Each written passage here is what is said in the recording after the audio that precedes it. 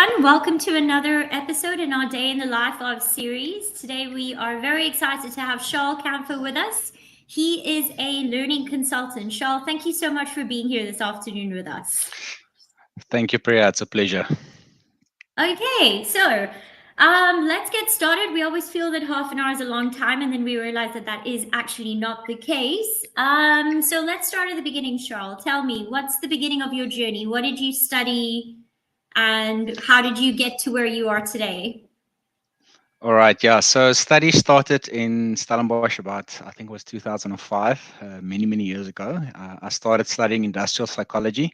It's a BCom degree at Stellenbosch, but like most or probably some of the students that are on the call right now, you find yourself in a very interesting first or second year. So I didn't finish my studies at Stellies, but I ended off doing sort of a combination degree from UNISA, which was industrial psychology and business management. And I finished that only in 2020. So it's a long time since I started studying. So yeah. Well, then I must commend you on having grit and determination. It's always a good thing. A lot of the students, they think that you've got to start and finish, and you can't take a Hmm. break, but that's not the case. It's really Mm, important to realize that sort of life happens, and as long as you get to your end goal, it doesn't really matter how you get there or when you get there, right? yes, definitely. It's a journey, and you can never be old to learn. So yeah. Yeah. Okay, well, let's talk about this journey a little bit, but let's look at it from a passion perspective. Like, so Mm. how did you sort of keep the grit and keep the passion going to get to where you are today? Mm. Yeah, Priya, I think it's important to remember that as we grow up, we get to certain things in our life what sort of determines where do we go. And I think the minute you find something that really sort of triggers you in a positive way, you should really pursue that. So since I was young, I really every engagement that I had, every opportunity that I had, I always ask myself the question: What am I getting out of it? Is it pleasurable for me to do what I do? And I think through that journey, it started off becoming more clear that I wish I had somebody like me at the age that I am right now that can tell me, you know what, there is a bigger picture. There is something that will take you further. You shouldn't be bogged down by anything in particular. And I think that if that becomes clear to you, then you start Yeah. realizing the jobs that you do doesn't really matter as long as there's an element of that really sort of pulls you towards it. Yeah. Then you really engage with it, and it becomes more personal because you grow from it. Yeah. Yeah. No, I like that. It's listening to the correct voices and having a proper like sort of connection with your conscience to sort of go, this is where I need to go, and this is the journey that I'm going to follow. And Mm. this has led you to be a learning consultant. Tell me a little bit about that. What does it mean to be a learning consultant? So a learning consultant is probably not a very familiar phrase in business at the moment, but what it contains or what it implies is that you do three types of jobs in one, if you want to call it like that. So Okay. first of all, it's facilitation. So it is presenting to other people, but facilitation is a bit different than presentation. When you present, you give facts and you put things to an audience. But when you facilitate, you actually manage that space or that conversation going on. So it's a bit of preloading, and then you ask questions to start the audience to or the people that's in the room to talk about these things in a more effective way. Because from a facilitator point of view, you believe that the answer is on the other side. You don't have the answer to Okay. it necessarily. So it's creating the environment for people to be them, and to ask the Yeah. questions. So that's the one part of it, facilitation. The second part that goes with it is from a design perspective. So designing mean is that you look at design principles, you look at what kind of colors you use, you try to find the best way possible to bring a message across. So whether it is a video, whether it is a storyline design thing, or if it's just an infographic that needs to bring a message across. So that's design, if you look at it from that perspective. And then the third part to this job at the moment is something very dear to my heart, and it's coaching. And coaching is very familiar because you engage with individuals from where they are. And as facilitation, it's got the same sort of backbone in the sense that you're not necessarily the one with the answer, but you're able that conversation to continue. So you ask questions to unlock what the person already knows, and from there you build on what's going forward. So that's a three-part job at the moment. One Yes. salary, but three jobs. So Ah, yeah, yeah. A man who wears many hats. yes, definitely. Yeah. Yeah. Okay. So three jobs in one. You've mentioned what's close to your heart is the coaching. I'm very curious from the design perspective. Mhm. Bearing in mind our audience of 20-something-year-olds, do you have a cool, funny story you can tell us from a design perspective of something that you've come up with?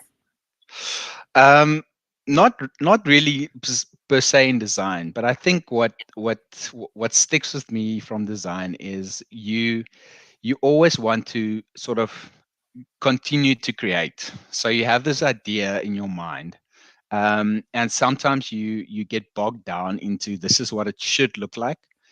But in a lot of the times, I've used sort of other creativities and other initiatives to enhance that a little bit more. So I would not necessarily be the perfect designer for that matter, but because I bring other elements into it, it makes it more relatable for More, that matter. more relatable, yeah, and that's really important as a learning consultant. Sort of reaching your audience consistently, Mm, so that they get the message across. Because we live in a world now with everyone with short attention spans, and they don't necessarily want to sit down and just kind of view a presentation with too much wording all of the time. yeah. And I think that's where when you pull all these elements together. I mean, I've got a big passion for experiential learning as well. So and that's a whole different ballgame when you start playing with that, because it gives you sort of that leverage to use different methods and different angles in order to Yeah. get the same message across. Okay. Well, for the sake of our audience, maybe you could briefly describe what experiential learning is. All right.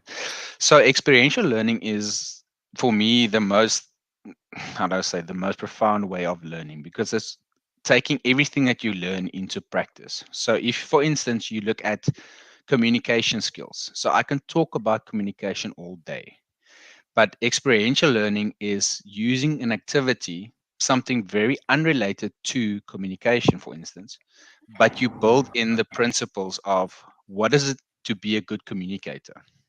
So Yeah. there's a simple activity that I can explain in a very short while, is where you allow two people to have a conversation with one another, but you tell them that they cannot use any words. So they've got to talk Oh, gibberish wow. with one another.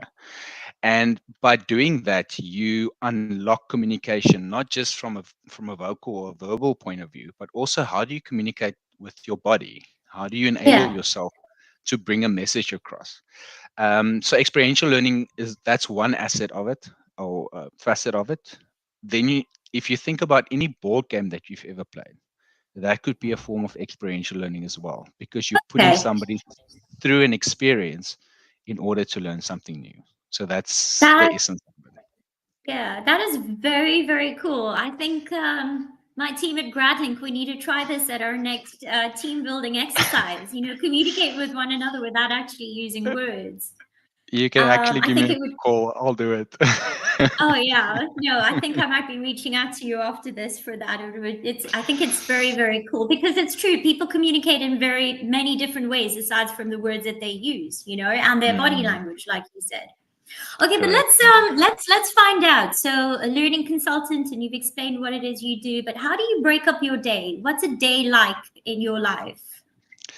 So that is pretty much at the moment. It's a very flexible space that I work in. The reason why I'm saying flexible is because we work very much project based. So when Okay. projects land, then we sit together and we say, okay, we need to deliver this product, whatever that may be, at in the next 2 weeks. Working in quite a big industry, it can even become the next day or 2 days from now. So it can be very pressurized in that way. But normally it's a project that comes along and we form part of it. So being from an HR background or HR position, obviously our focus is predominantly learning. So we look at every project that comes through and we see what is the potential of us being involved in the learning aspect of that. Um, Okay. so it really differs quite a lot. But what is nice about it is that there's flexibility in it. Um, when you do get a project, is what do you do? What do you be a part of? And because some of the things might be compliance related in the sense of rules and regulations that we need to follow. That's a different person in our space that do those types of things. So it also Yeah. depends. You can almost specialize in an area to focus on Yeah. that specific area because of what you do and who you have engaged with. Okay. All right. Cool. So I'm hearing a lot of flexibility, but just based on the fact that we've, I mean, mentioned already a few hats that you wear, I can imagine that it's still a very high pressure sort of environment that you're in. Mm, And again, like I mentioned to you, our audience of students and graduates right now, perhaps you could give the students and graduates some tips on how you handle mm. pressure situations for them. All right. Yeah. So I mean, corporate is corporate. You've Yeah. got to focus on what you need to focus on. So, the one thing that always comes to mind, I mean, and we don't like it because we're humans, but it's planning. Planning is Ugh. super important. Yeah. Yeah. Planning is super important. And I think once you found your way, planning becomes a lot easier because you prioritize what is important for you. Um, as I mentioned, we have a three-part job, but I mean, a lot of people do not want to engage necessarily in design, so they'll facilitate a little bit more, or they will do coaching a little bit more. So it all depends on where you come, but planning for me is very important when it comes to being pressurized and in this big environment. Um, Yeah. a second a second thing that comes to mind is, and we don't also do it, is to say no. Oof. um, Yeah. you need to be able to be in a position to start saying, you know what, this is out of my scope, this is out of what I can do, um, or to say to the person, you know what, it will only take me 2 weeks to get this done, to know the timeline that you will be able to do that in. um, Coming back to planning again, so if you plan correctly, then you can have your timelines that is good, and then people will Yeah. know yes or no to go to Charl about things. Yeah. Um, so the other thing that is very important, and it's something that I've only learned like in the last 6 months probably, is to take regular breaks. Yeah. Meaning, do not go to the office, do not be in the office, go away. You have leave days for a reason. so Ah.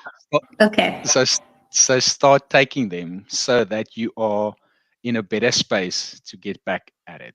Also, again, planning your leave is important because there might be things that pop up in the process. And believe me, I have been on in the office on some of my leave days due to projects that had to be finished. So it does happen, but it's important to take those breaks. Um, and then another thing, I think, which is very important, especially if you are in an environment that pressurizes you, is to be 100% truthfully you. And what I mean by Okay. that is be the basic person that you are. Don't jump around from being up there the 1 minute and then down there the next. Be consistent in what you do, because through time, then the saying no will become easier because Yeah. people know who you are. Um, and simple things to say that if you agree for a deadline, for instance, deliver on that deadline, maybe even before Yeah. that, because there's nothing worse than saying that you're gonna do it and then you excuse or you take sick leave or whatever the case may be. Some people do weird stuff, so you never know. Yeah. Yeah.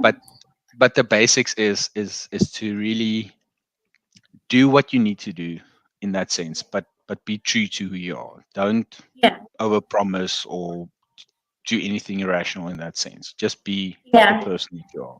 Yeah. I like that. That's great advice because it translates to students and graduates in such a beautiful manner. Like, be structured, be authentic, know what you can do. So, this Hmm. sort of culture that students have built of like, it's okay, I've got another week until a semester test or an exam. That's, legitimately, if you had structured it a little bit better, your life is going to be easier.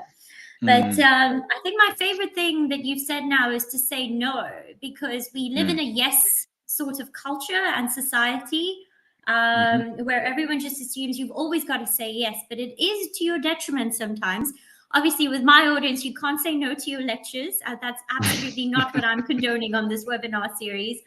What I am saying is you've got to plan your life in such a way that those no's are possibly a lot less, or they're, when it's a no, it's a sort of definitive no. Mm, Yeah. Okay, so yeah. what's the trajectory for a learning consultant, Charl? Where do you see yourself in 5 years? So for me, as I said, it's always about expanding your boundaries and moving forward. Learning consultant, I think for the next 5 years will probably look a lot different than it looks today. Seeing that the world is also working or moving so quick. But I think what again coming back to the passion of finding what you enjoy and what you need to do is in the Yeah. next 5 years. I've just recently completed my short course in change management as well. Um, Okay. Something that's very if once you start working. A short course is for me, one of the best things that can get you from A to B in the quickest way possible. And it is Yeah. doable to do that. So change management is something that I've been looking in, I've been involved in it for so long, due to my work, but also because of the changes that we bring about. Yeah. And for the next in the next 5 years, I would like to be in a position where I start being very integral in the change management that happens either in the business that I'm working right now or in any other business that I feel that Yeah. there's a passion for people and we want people to be okay because change is inevitable. Um, but enabling people to go through that change and be okay on the other side, Yeah. for me, it speaks very true to who I am. I want people to be able to move forward and to Hmm. to to go that extra step, but also not just get there, but be passionate about getting there. If you understand what I'm Yeah. trying to say. Yeah, yeah. I mean, you've got to love what you're doing and you've got to have a little bit of heart in what you're doing. Otherwise, Mm, you're just another cog in a wheel turning and, not really moving in any forward sort of direction. Charl, I've yeah. got some questions popping up on the platform. All right. I have a student. It's sort of. I'll take the second question first because it's Mm, relating to what you're talking about.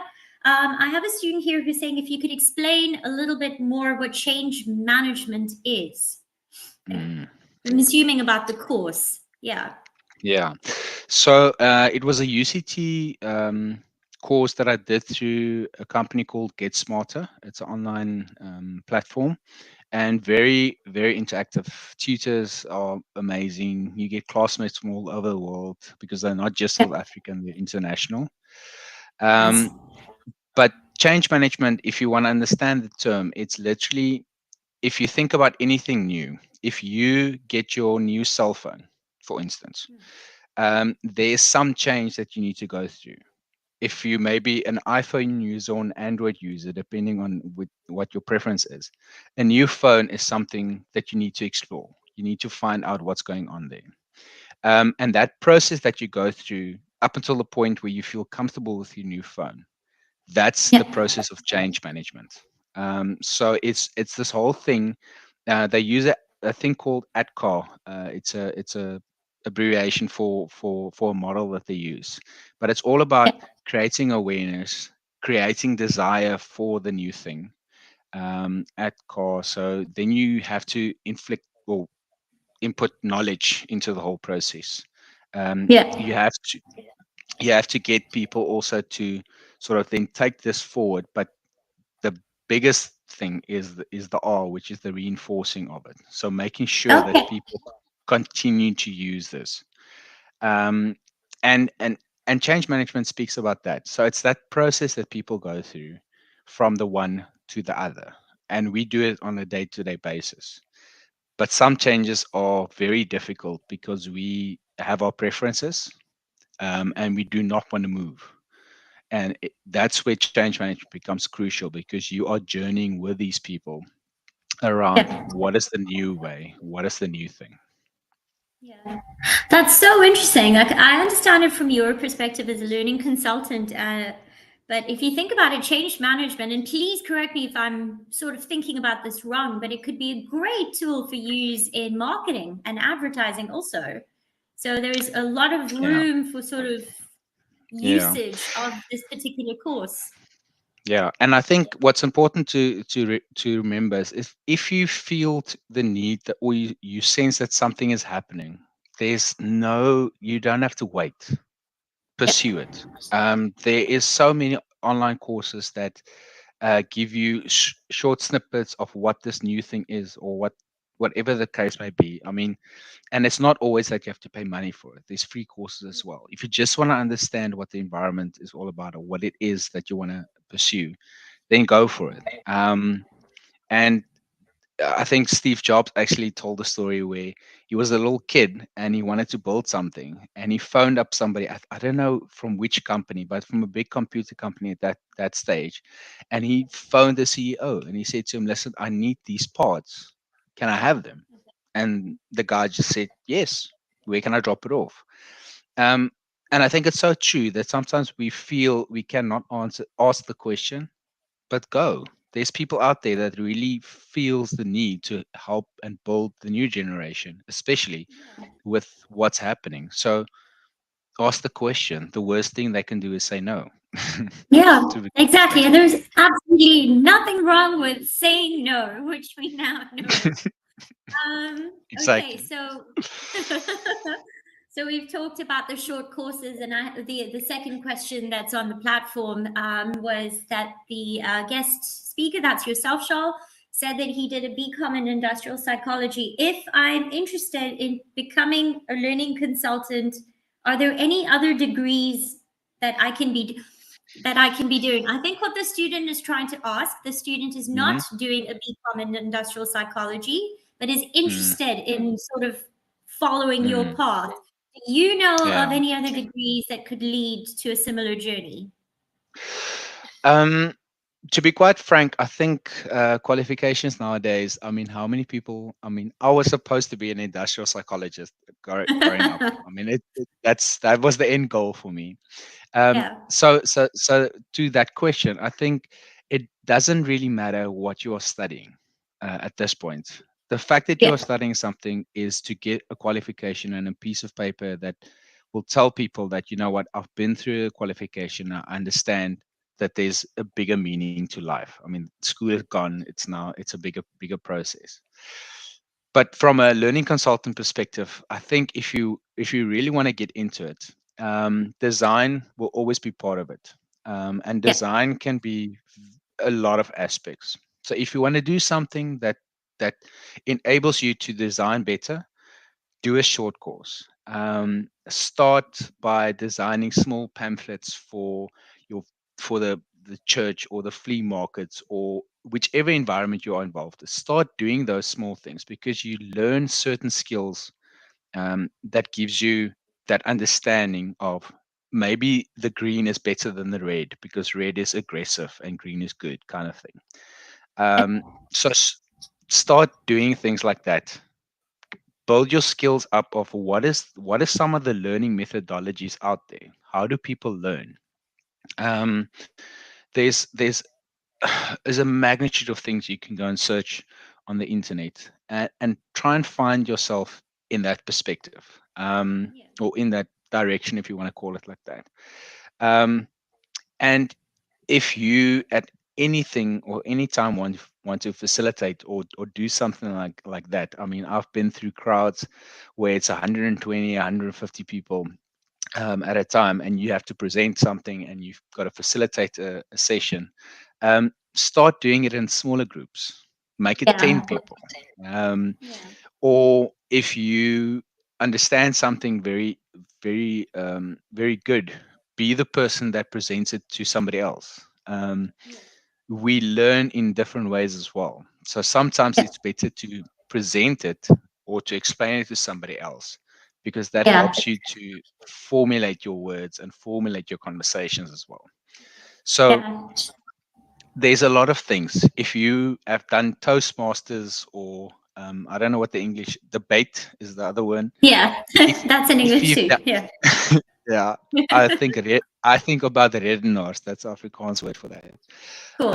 But if you think about those type of courses as well, to help you to be more assertive when you speak to people, how do you give yourself to a new crowd that you haven't met? How do you break the ice, for instance? All of Yeah. these things helps you to build that capability of facilitating and presenting. Remember, Absolutely. I started my career in facilitation in the year 2010. I don't know where you guys were in 2010. Um, But 2010, I started by shadowing two people that had a company at that point, and I shadowed what they were doing. I went out. I was their driver, for that matter. I drove them around because they were both. The one was visually impaired, and the other one was. Oh yeah, they both had the same. It's a brother and sister. They both had the same Yeah. thing where they could not see in the middle of their eye, but only on the No. outside. So I had to drive them around. Yeah. Nothing wrong with that, because what I wanted from that was to see what they were doing. Um, Exactly. Yeah. and through Well, that, I said, no, no, yeah. please. I'm sorry. I didn't mean to interrupt you. Please finish your thought. No, so through that, I started asking the question, but can I do just small piece of what you were doing? Like, can I get involved there? And I built and I built and I built and I built. So Yeah. nothing that you learn is never is sort of out there. Don't think that it was a waste of time. Yeah. Take everything in from what you learn, and you can start using it differently. Yeah, I think that's such great advice that you're giving our audience members. It's something that we sound like broken records here at Gradlinc, constantly talking about employability. And what you're Mm, saying is exactly that. It's not just get the piece of paper. At some point, you're going to have to distinguish yourself from the mm, crowd or, the other applicants to a position that you're interested in. How you do it is already having the experience, a little bit of knowledge, like you said, like you can do the coaching session or you can do the short course, and all of these things improve you as a person, but there are also good things that you can actually put on your CV at the end of the day. mm. Charl, this was so great, and like I warned you, this half an hour goes so quickly. So Yep. I need to now thank you and just wish you a good evening. I hope you keep warm. Hmm. And yeah, we've loved having you on the show, and we wish you the very best. Thanks, Priya. That was really a privilege and an honor to be here. And if there's any questions that come further from this, you're more than welcome to send it through me. I will respond to it and to the best of my ability. Okay. And yeah, All right. That was fantastic. To everyone in the audience, good night, and we'll see you soon. Okay. Bye. bye bye, guys.